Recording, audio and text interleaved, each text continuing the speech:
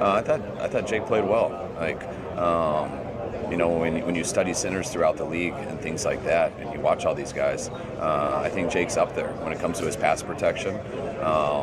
A lot of these guys get mismatched against head of noses and some of the D tackles they got to go against. I think Jake does protection as good as anyone in this league, and I think he's always been a very good run player for us too. Will Tennessee factor in at all? Will there be any sort of competition at that spot?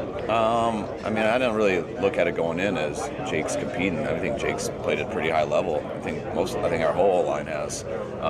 It's going to be hard losing Banks. It's really hard losing Jalen Moore, who's been a great swing tackle, who's got to play a lot with Trent being down half of last year. So those are the things that we got to really look to replace. And getting Hennessy there at the end of the year, we've always loved him at center. He's been a very good guard.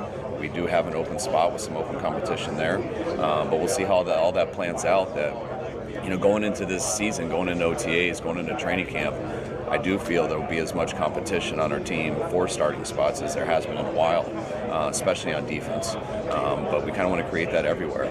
We haven't had that for a while. We've gone into drafts these last few years, not as much last year, but especially the 2 years prior to where you look at our board and it's like, man, we don't really have to find a starter anywhere.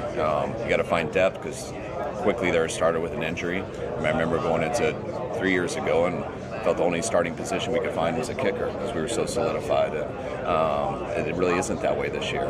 So we're going to go into this draft, hopefully add 11 people. We'll see how that plans out, add them into our OTAs, and hopefully we'll have some really good competition come training camp.